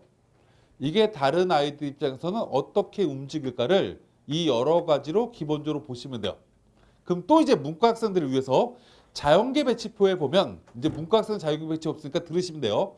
수가나라고 적혀 있는 대학교에 한국항공대라는 대학교가 있어요. 거기에 가면 항공교통물류학부라는 게 있는데 이 학과는 수학 가형에 5% 가산점을 줘요. 그럼 5%라는 게 얼마나 큰 의미가 있냐라고 하면 자연계 수학을 120점 맞은 아이가 5% 가산점을 받으면 6점 더 받는 거예요. 그럼 126점이 되는 거죠. 그럼 실제로 수학 가형 120점 맞은 아이는 실제로 몇 등급이냐? 3등급짜리예요. 수학 가형 3등급 맞는 아이는 보통 한국 항공대 이상의 대학교를 가는 게 정상적인 거죠. 그래서 5% 가산점 받아봐야 126점밖에 안 돼요. 이 얘기는 수학 나형의 126점과 동등하다라는 얘기죠. 수학이라는 과목을 수학 나형을 127점 맞았으면 얘가 이기는 거예요. 수학 나형의 127점이 수학을 잘한 거냐? 이거 2등급 끄트머리예요, 거의. 그럼 실제로 이 아이들은 문과로 대학을 가려고 하면 항공대쯤밖에 원래 못 가요. 아, 그러면 넘어오려고 자꾸 생각을 하는 거죠. 이렇게 가산점이 적은 학교는 문과 학생들은 적극적으로 노려야 되는 거고, 반대로 이과 학생들은 기피해야 된다라는 걸 기본적으로 설명을 드리면서 1번, 2번, 3번까지 설명을 드렸어요. 맨 밑에 4번은 한국사에 대한 내용이요. 감산, 가산 뭐 등등이 있는데 이 한국사에 대해서는 홈페이지 들어가서 대학 홈페이지 들어가서 확인하셔야 돼요. 작년까지는 한국사가 아무 변별력이 없었는데 쉬웠기 때문에 올해는 한국사가 열나 어려워서 불국사가 됐어요. 그러니까 이게 변별력이 되게 커요. 변별력이 되게 크기 때문에 내가 만약에 한국사에 감점을 받을 것 같으면 문과는 3등급 이하, 자연계 4등급 이하의 친구들은 대부분 대학교가 감점이 돼요. 그럼 감점이 얼마나 되는지도 확인하셔야 되는 거니까 한국사가 어떻게 반영되는지 확인하시면 되고, 그 4번 밑에 보시면 조그맣게 칸이 6칸이 나눠져 있어요. 그래서 서울대학교는 0-0.5, 이화여대는 200, 190, 180 이렇게 막 적혀 있어요. 1등급, 2등급, 3등급 등등의 점수 차이다 라는 게 기본적 특징입니다. 그럼 우리가 생각을 한번 해보도록 할게요. 아주대가 좋아요? 인하대가 좋아요? 이렇게 물어보면 또 여기서는 아주대요! 막 이래요. 왜요? 시내버스 타고도 학교 다닐 수 있으니까. 일부 엄마 아빠한테 독립하고 싶은 일부 수원 학생이 인하대 가겠다고 하는 친구도 있죠. 물론. 이 인하대랑 아주대의 가장 큰 특징이 뭐냐라고 하면 학교의 수준은 거의 똑같은데 영어 점수 차이가 굉장히 크다라는 거고, 실제로 이 두 개 대학교는 영어 1등급을 맞은 아이가 별로 오지 않을 가능성이 높은 대학교인 거죠. 왜요? 평균 100분위가 90이 안 되는 대학이니까. 그럼 2등급쯤이 원래 가는 건데, 그럼 2등급쯤 맞은 아이 중에서 만약에 영어를 1등급 받은 아이는 아주대가 싫어져요. 왜요? 점수가 막 0.2점 뭐 이거밖에 차이 안 나요. 그럼 뭐야 이것들. 나 인천 시민 될래. 그리고 인천 갈 가능성이 되게 높죠. 수인선도 뚫린데 막 이러고 자기한테 장점을 막 찾아서 인하대 간다라고 고민해요. 인하대의 가장 큰 장점은, 아주대보다 더 큰 장점은 딱 하나 있어요. 뭐냐면 밥값이 싸요. 밥값이 싸다라는 게 첫 번째.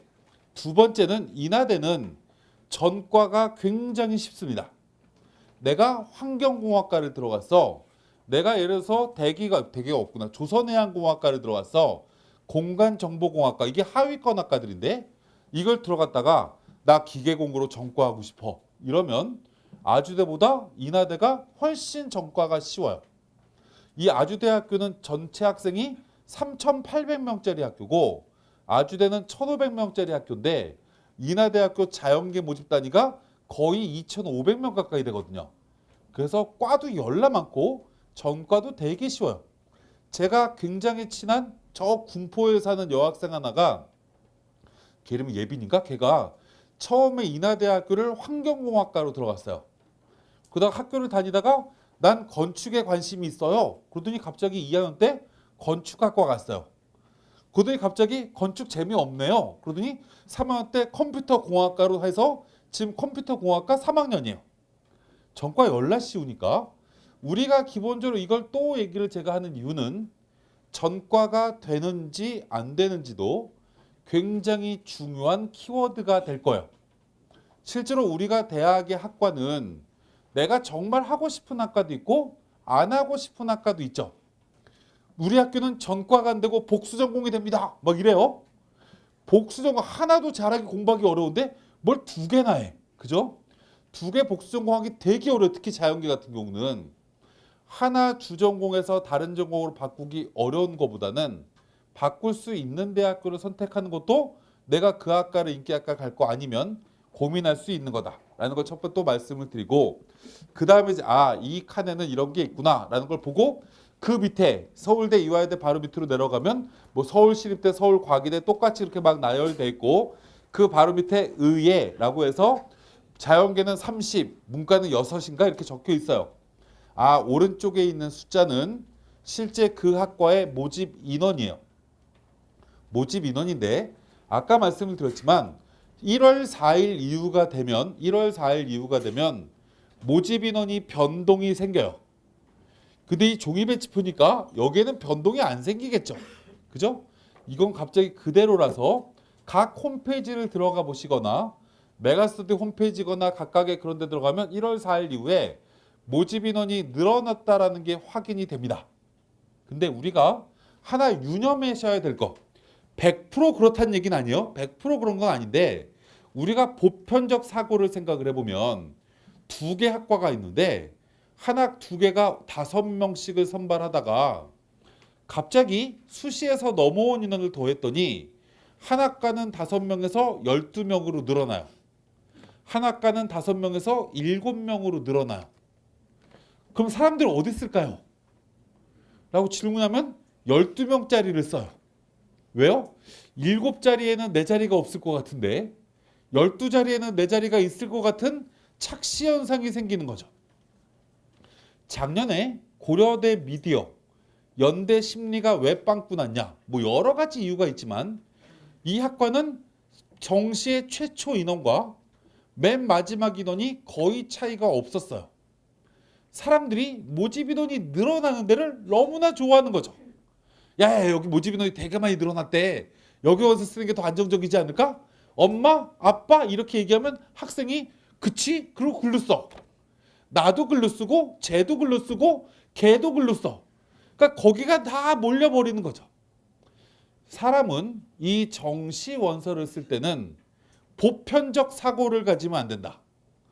약간은 다른 사람과 다른 4차원적 사고가 필요하다라는 걸 기본적으로 생각하셔야 돼요.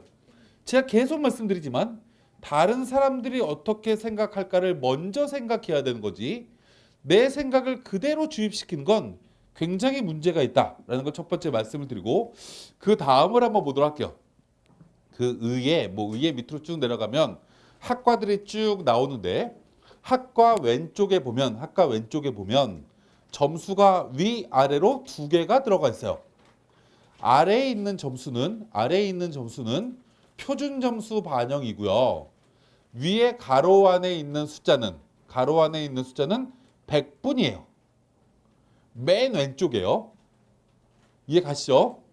정말 맨 왼쪽에 1, 2, 3, 4는 영어를 이 수준의 대학교는 1등급, 2등급이라는 거고, 그 바로 오른쪽에 위아래로 점수가 두 개가 붙어 있잖아요. 그죠? 맞죠? 어딘지 못 찾으시는 것 같아요. 맨 왼쪽에 1, 2, 그러니까 대학의 이름, 지금 의예과 얘기했고 그 밑에 뭐 여러 가지 학과들이 쭉 나오잖아요. 문과는 예를 들어서 융합선발 나오고 자연계는 뭐 수리과학, 화학생물공 이렇게 나오는 거 바로 왼쪽에 보면 점수가 칸마다 이렇게 쭉 나오잖아요. 칸의 아래에 있는 숫자는 표준 점수고 위에 있는 가로 안에 있는 숫자는 100분위 성적이라고요.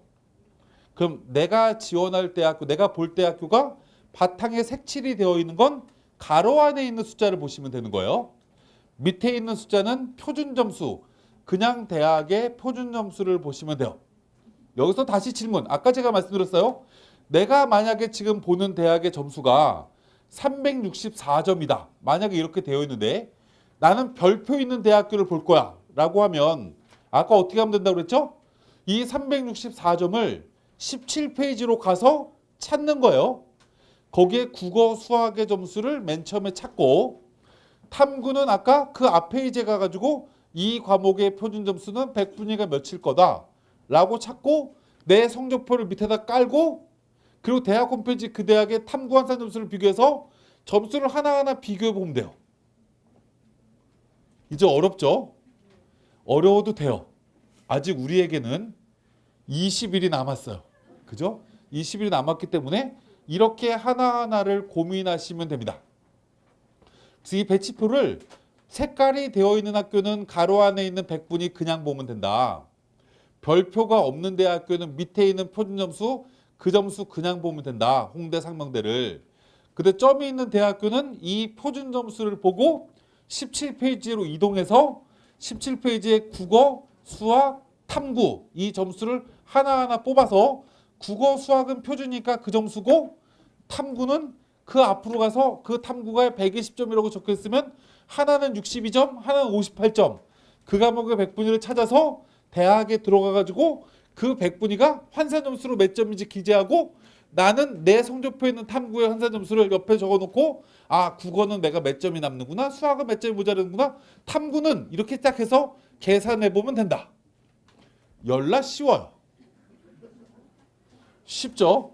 또 할까요? 계속 반복해서 100분위는 그냥 100분위 위에 거 보면 된다. 표준은 홍익대 이런 대학교 밑에 표준 점수 보면 되고 이렇게 별표되어 있는 학교는 이 밑에 있는 표준 점수를 봐야 되는데 탐구는 100분위를 가지고 환산 점수 사용한다고 했어요. 그러니까 위 17페이지에 있는 표를 가지고 360점이라고 하면 360점에 해당되는 17페이지에 국어 점수, 수학 점수를 일단 빼. 걔들은 그냥 이게 표준 점수구나 라고 놔두고 탐구는 다 100분위를 환산한 변환 점수. 아까 100분위표 보여드렸잖아요. 그 표로 찾아야 되는 거니까 이 17페이지에 있는 점수가 만약에 내 사회탐구가 과학탐구가 125점이야 이렇게 적혀 있으면 아 한 과목은 표준 점수가 64점 한 과목은 61점이겠구나 이렇게 뭔가 겹을 두고 그럼 64점짜리 과목 점수를 물리원에서 찾고 물투에서 찾고 화원, 생원, 지원에서 다 찾은 다음에 평균을 딱 때려. 그때 이 과목은 100분위가 평균적으로 90짜리구나. 하나 61짜리는 80이네. 아 그럼 나랑 점수가 똑같은 이 배치표의 점수는 국어는 이 점수, 수학은 이 점수에 탐구는 100분위가 하나 90, 하나는 80짜리네. 그래서 90, 80짜리에 내가 지원할 때 그 연대면 연대 홈페이지 들어가서 아까 그 100분위 변환 점수표에 점수랑 내 점수랑 비교하면 되고 고대 지원할 거면 고대 가서 보면 되고 한대 가면 한대 보시면 되고 동국대 보시면 동국대 보시면 돼요. 세 번에 3세번이면 이해하실 거라고 생각하고 이해하실 거라고 믿습니다. 이렇게 기본적으로 확인하면 된다. 이게 배치표를 보는 방법이다. 참고적으로 저희 배치표랑 대성 배치표랑 보편적 평균적으로 딱 1점 차이 나더라고요. 저희께 1점이 낮아요. 대성이 1점이 높고 거의 차이가 없어요. 근데 문과는 점수 차이가 조금 많이 나요. 저희가 조금 오히려 좀 높고 대성이 조금 낮아요. 저희는 기본적으로 이 배치표를 만들 때 사회문화랑 생륜 갖고 했어요. 근데 지금 대성은 뭘 갖고 있는지 모르겠지만 탐구 때문에 표준 점수가 조금 낮을 가능성이 높아서 문과분들은 메가스터디 배치표보다 아마 살짝 낮을 수도 있어요. 1, 2도 낮을 수 있으니까 그건 참고적으로 한번 보시면 될 것 같고 제가 이 말씀을 왜 드리냐면 배치표를 메가스터디나 대성거나 청솔거나 진학사거 이렇게 4개를 만약에 다 보고 4군데서 모두 다 붙는다라고 하면 그건 반드시 붙어요. 4군데가 다 붙는다고 하면 맨 꼭대기 점수가 있어요. 4개를 비교하다 보면 제일 높은 배치표가 있겠죠. 제일 높은 배치표 빼고 제일 밑에 점수가 제일 낮은 배치표도 있겠죠.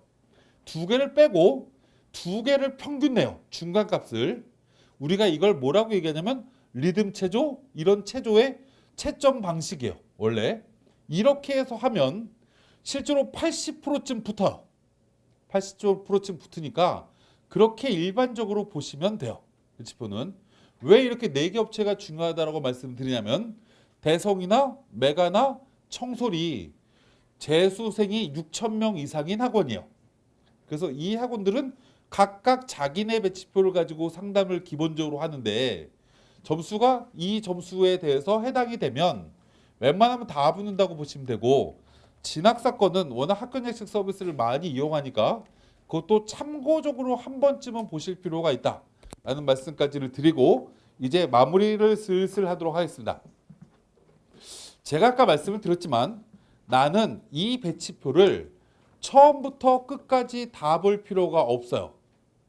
이 배치표를 저희가 모든 대학교를 다 집어넣은 이유는 수험생 53만 명이 뭘 볼지 모르니까. 저희 직원들이 맨날 이거 만들면서 짜증내요. 아, 이 배치표 볼까요? 여기? 이 대학 이거 애들이 하나도 안 볼 것 같은데 빼줘 애들이 맨날 그래요. 근데 어쩔 수 없이 넣는 거죠. 안 넣으면 역차별이니까 전국의 모든 대학교가 이 안에 다 들어가 있어요. 근데 우리 아이 점수가 하나예요.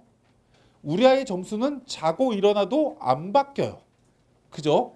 그러면 우리 아이가 봐야 될 학교는 우리 아이 점수에서 플러스 10점, 재수생이면 마이너스 3점, 고3이면 마이너스 1점쯤 하시면 돼요.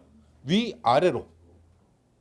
이렇게 구분자를 딱 나눠두면 이 배치표에 해당되는 대학교가 그다지 많지 않다라는 거죠.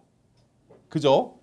아, 그럼 만약에 내가 340점이야 이러면 앞에 이지 4개 영역의 340점의 대학교를 가군, 나군, 다군에 어느 대 무슨 과, 어느 대 무슨 과 이런 걸 찾으면 돼요.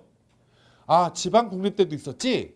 지방국립대학교도 340점대를 어느 대학 무슨 과, 어느 대학 무슨 과를 쭉 찾으면 돼요.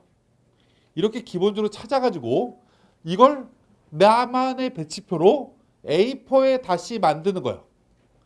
아빠는 가군 만들고 엄마는 나군 만들고 나는 다군 만들면 돼요. 그래놓고 방방마다 방에다가 붙여. 그래서 아, 나는 가군에 적정대학 쓴다라고 하면 여기야.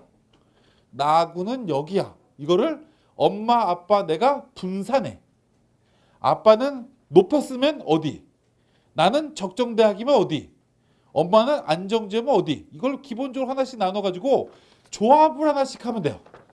와, 아빠가 갑자기 야, 상향으로는 가만히 봤더니 가군의 이 대학 이과가 제일 좋을 것 같아.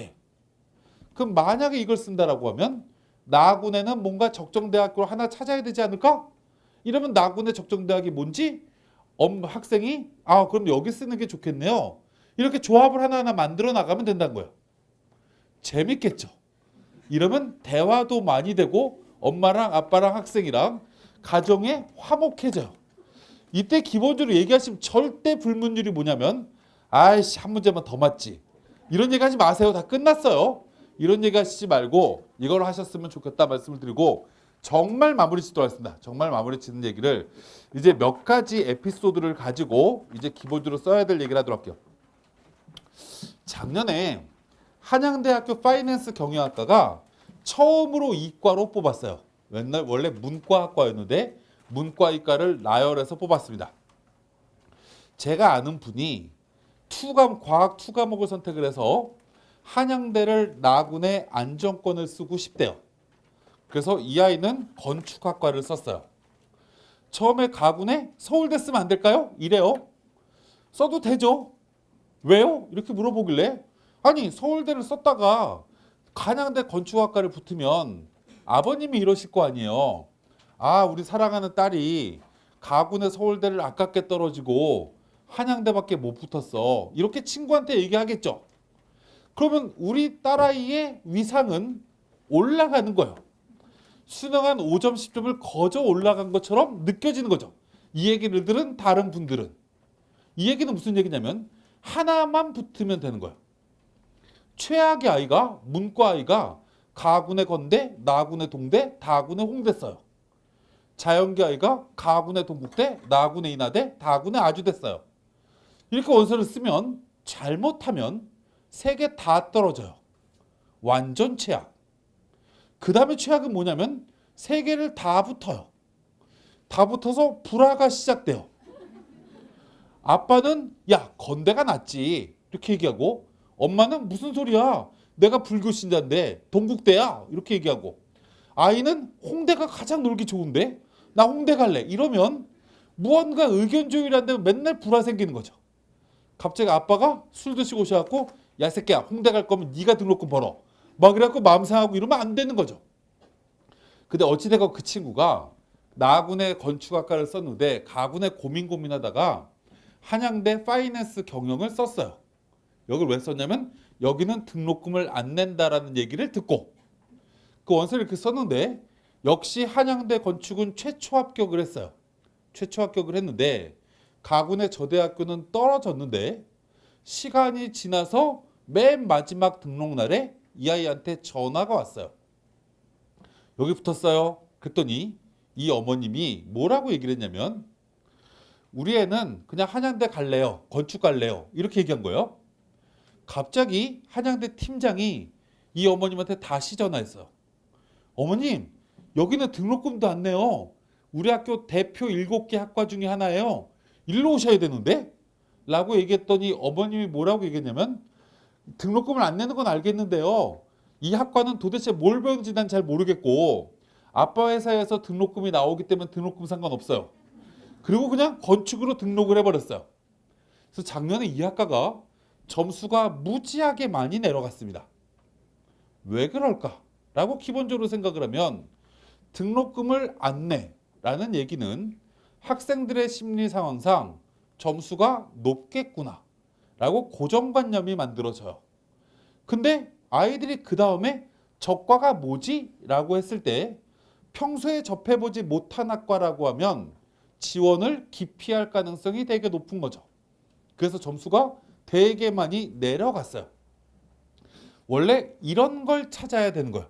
그럼 아까 제가 말씀드렸지만 배치표를 가만히 보면서 야, 이 학과, 이 학과, 이 학과가 네가 갈 수 있는 점수로 여기 딱 나오는데 여기서 제일 좋은 게 뭐야? 이렇게 물어보면 안 돼요. 내가 제일 좋아하는 게 다른 애들은 이 세 개 중에 어디를 제일 안 갈까? 이게 기본적으로 가장 중요한 키워드가 되는 거죠. 특히 올해는 동점자가 너무 많아요. 작년에 예를 들면 이 성균관대학교 공학기여를 가군에서 약 200명 가까운 인원을 작년에 뽑았어요. 그럼 200명을 뽑았는데 1등부터 50등 얘들은 연대를 쓰고 완전 안정권 쓴 거라서 이 50명은 성적이 열나 높아요.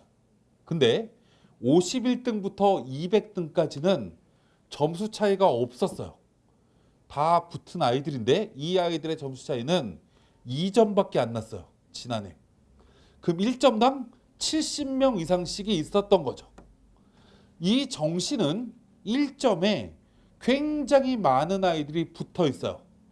근데 작년에는 4과목의 성적이었던 거고 올해 영어는 점수 차이가 별로 안 나기 때문에 거의 300점 3과목으로 줄어버린 거죠. 그럼 동점자가 훨씬 더 많아지는 상황이에요. 그럼 사람들의 이 기본적인 사람들은 점점 더 불안 심리가 커져요. 그러면 동일한 대학교에서 하위권 학과로 자꾸 이사 올 가능성이 너무 높은 거죠. 나는 일단 건국대 호수를 구경하러 가야 돼. 처음에는 화공과가 될 것 같았는데 자꾸 생각해 보니까 안 될 것 같아. 50% 확률로 안 될 수 있다라고 하면 전자화학과는 붙겠지. 전자화학과로 내려갔는데 갑자기 내 짝이 나도 전자화학과 쓴대. 아이씨 이 자식 봤더니 나보다 1점이 높아.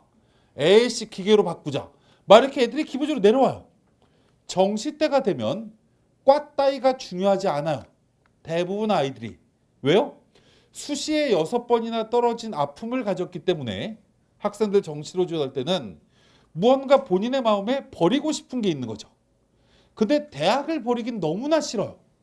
그래도 이 대학은 쓰고 싶은 거고 저 대학으로 이사 가는 건 싫지만 이 대학에서 학과를 이사하는 건 학생들이 굉장히 자유자재로 이사하게 될 거라고.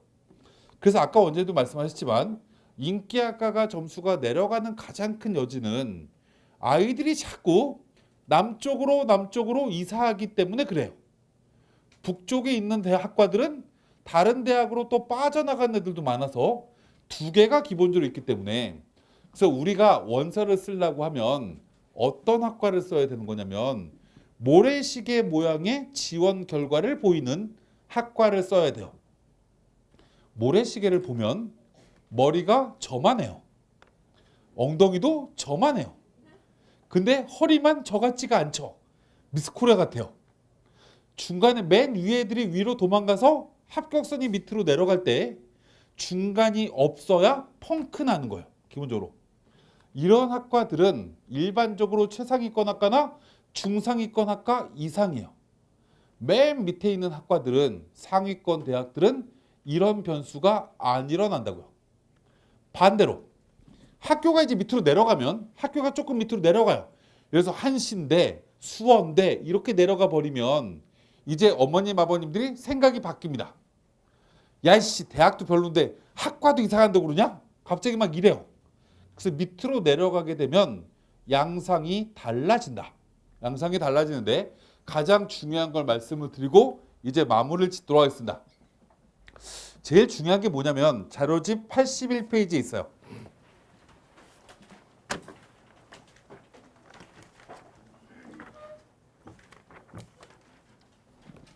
우리가 상위권 대학교는 학생들이 남으로 이사를 가는 게 일반적이다.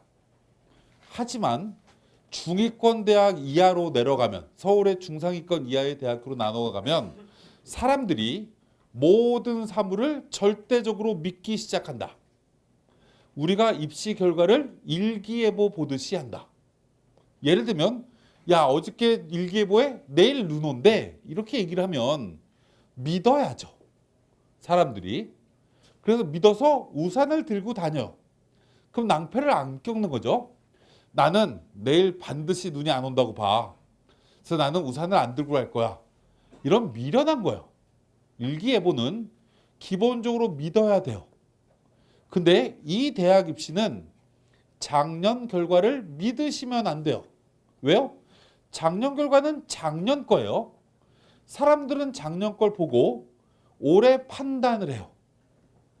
그럼 81페이지를 왜 보자고 했냐면 밑에 표를 잠깐 보면 제일 밑에 왼쪽에 군사학과가 있고 군사학과 바로 위에 가족복지학과가 있어요. 별로 인기 없는 학과죠. 그 위에 지리학과가 있어요. 이것도 별로 인기 없는 학과죠. 맨 꼭대기에 순위 1위, 2위, 3위를 봤더니 글로벌 경영, 금융경제, 경영 이렇게 있어요. 인기 있는 학과죠. 2016학년도에 이렇게 원래 보편적으로 사람들이 생각하는 입시 결과가 나왔어요. 왜 이런 결과가 나왔냐? 원래 이 대학이 결과를 공개하기 시작한 게 2016학년도부터요. 그래서 그 전년도 결과 딱 공개했는데 학과 순위가 이렇게 나왔어요. 근데 그 다음에 이 제일 밑에 있던 가족복지학과가 갑자기 넘버 2가 돼요. 넘버 2에 있던 금융경제학과가 맨 밑에 9등으로 내려가요. 왜요? 사람들이 작년 입시 결과를 보고 이 학과가 점수가 높았구나. 저 학과가 점수가 낮았네. 이걸 보고 본인들이 그걸 판단하는 거죠. 그러면 작년에 이렇게 낮았던 학과를 쓰면 안정이겠네 라고 점수 1, 2점 높은 애들이 다 글로 몰려와. 저기는 왜 이렇게 높은 거야? 라고 하면 애들이 원서를 들 쓰는 거죠. 그래서 원래 이렇게 상명대, 2레벨, 광운대, 국민대, 2레벨 밑에 있는 대학교는 지난해 입시 결과와 반대로 원서를 쓰는 게 확률이 훨씬 더 높은 겁니다. 사람들이 자꾸 작년 결과를 보고 된다, 안 된다를 판단하기 때문에 82페이지에 자연계도 똑같이 있어요. 자연계도 기본적으로 화학공학과가 되게 높았는데 9등으로 떨어지고 학과가 막 돌아가요. 이런 여러 가지 특징들을 기본적으로 생각을 해야 된다. 라는 걸 이제 기본적으로 말씀을 드리고 마지막 하나만 딱 말씀을 드리고 마무리 짓도록 하겠습니다. 대학은 작년과 올해 또 달라지는 게 있어요. 또 달라지는 게 뭐냐면 자료집 79페이지를 마지막으로 보도록 하면 작년에 4개를 반영하다가 올해도 4개를 반영해. 이러면 결과가 크게 달라질 가능성이 적죠. 근데 갑자기 4개를 반영하는 전형이 있다가 2개만 반영해. 이러면 합격선이 폭발할 가능성이 너무나 높은 거죠. 4개 중에 2개 반영한다는 얘기는 4 컴비네이션 2예요. 경우의 수가 6가지나 나와요. 4개를 다 반영한다는 얘기는 경우의 수가 1가지밖에 없는 거죠. 아, 무언가 잘 본 걸 빼니까 성적이 올라가는구나. 그래서 79페이지 위에 보면 자연계열 있고 78페이지 왼쪽에 아래 보면 인문계열의 가천대학교가 2개 영역 반영이라는 게 있어요. 작년에 처음 뽑았었는데 맨 처음에 78페이지에 문과의 간호학과 왼쪽에 백분위가 91.4는 4개 반영, 2개 반영은 98.7. 그 밑에 경영학과는 더 웃기죠. 83.6이에요. 4개는.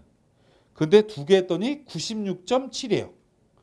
저쪽 오른쪽에 봐도 오른쪽에 맨 밑에 설비소방공학과 4개 반영할 때는 80도 안 되는 학과가 2개 반영하니까 96.3이야. 뭐야 씨, 연대 대기과학과보다 더 높아요. 2개만 뽑으면.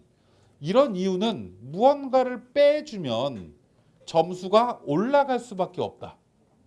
반대로 작년에 3개 반영하다가 올해 4개로 늘어나면 합격선은 당연히 또 떨어지겠죠. 그래서 79페이지에 중간에 있는 표가 작년보다 과목을 반영하는 개수가 늘어난 학교를 여기다가 집어넣어 놓은 겁니다. 아, 그럼 이들 대학교에는 합격선이 반드시 떨어지겠구나. 대학이 이런 사실을 모른 채 이 대학들이 만약에 상담을 해버리면 이제 이 대학교는 완전 빵꾸가 되는 거예요. 예를 들면 이런 거죠. 서울여대를 딱 가서 상담을 딱 받았더니 작년에 우리 경영학과는 백분위 평균이 88.2였어요. 이게 따님 성적을 보니까 87밖에 안 되네, 안 돼요. 이렇게 얘기하면 이 대학은 올해 무조건 빵꾸입니다. 3개밖에 반영 안 했다는 얘기는 지난해 무언가를 뺐기 때문에 이 대학교가 기본적으로 점수가 거품이 껴 있는 거예요. 성신여대가 좋아요? 서울여대가 좋아요? 이렇게 물어보면 성신여대가 좋다고 해요. 근데 성신여대랑 서울여대랑 학교 홈페이지를 들어가 보면 성신여대보다 서울여대가 합격선이 더 높아요. 작년에 성신여대 4개 반영했던 학과들과 3개 반영한 서울여대를 비교해 보면 아, 이런 여러 가지를 보고 만약에 여학생들은 서울여대쯤 한 번쯤 전화해 보는 것도 꽤 의미 있어요. 홈페이지에 있는 입시 결과가 대학 홈페이지에 있는데 그 점수보다 살짝 낮게 우리 아이 점수를 각색해서 전화를 해보는 거죠. 그랬더니 안 된다고 해. 와, 그럼 이거 완전히 작년 결과 그대로 상담하는구나. 이러면 점수 내려갈 가능성 되게 높아요. 홍익대 자율전공, 홍익대 자연계열도 마찬가지인 거죠. 작년에 분명히 3개밖에 반영을 안 했었는데 올해 4개인데 작년 결과 가지고 상담을 하면 올해 굉장히 큰 펑크가 날 가능성이 되게 높아요. 이런 여러 가지를 고민을 해서 원서를 쓰신다라고 하면 굉장히 큰 의미가 있을 거다라는 말씀을 드리고 이제 마지막 하나를 말씀드리고 인사를 드리도록 하겠습니다. 1월 9일 날 원서 접수 마감이에요. 그럼 우리가 1월 9일 이전에 7일, 8일 날 모두 다 원서를 가나다군 다 쓸 수 있는 친구는 가군의 서울대 경영, 서울대 의대, 나군의 연대 경영, 연대 의대, 다군의 상지대 한의대, 하주대 의대 이렇게 쓰는 친구는 그냥 첫날 다 때려 넣으셔도 돼요. 거의 수능 다 맞은 친구들이죠. 이 친구들은 별 문제가 없지만 그렇지 않고 무언가 마지막까지 고민이 있는 친구들을 위해서 제가 1월 8일 밤 11시에 저희 메가스터디 사이트에서 라이브 설명회를 할 거예요. 라이브 설명회의 내용은 뭐냐면 마지막으로 일어날 수 있는 여러 가지 변수들 1월 8일까지 경쟁률이나 여러 가지 상황들을 보고 체크를 해야 되는 여러 가지들을 쭉 설명을 한번 드리려고 합니다. 제가 이거를 왜 기획을 했냐면 네이버 실시간 검색어에 메가스터디를 한번 1등을 만들어 보려고요. 저희 사장님이 수능 본 당일날 메가스터디가 실시간 검색어로 3등까지 올라갔었거든요. 그랬더니 1등이 등급 컷, 2등 또 수능 이렇게 있는데 3등이 메가스터 이거 올라간 거 보고 저희 사장님이 신나갖고 막 이쪽 저쪽에다 막 카톡 문자 보내고 난린 거예요. 그거 이제 캡처해가지고. 그래서 제가 1등을 만들어 드릴게요. 해갖고 제가 8일 날 밤 11시에 드라마도 재미없는 것만 하더라고요. 그래서 그날 실시간 검색어 1등을 제가 무언가 마지막으로 원서 쓸 때 필요한 걸로 하면 1등 되지 않을까? 라는 이 내용도 있고 학부모님들이 워낙 그날 잠도 안 올 거기 때문에 마지막에 어디 쓸까 고민할 거기 때문에 조금 마지막까지 도움을 줄 수 있는 게 무엇일까를 기본적으로 고민을 해서 지금 시나리오를 저희 직원들이 열심히 고민을 하고 있어요. 그래서 마지막까지 좀 고민되시는 분들은 그 내용을 잘 참고하셔서 내년에 반드시 18학번, 18학번 좀 발음이 좀 이상하긴 한데 18학번이 되시는 여러분들이 되시길 바라고 오늘 설명회는 마치도록 하겠습니다. 감사합니다.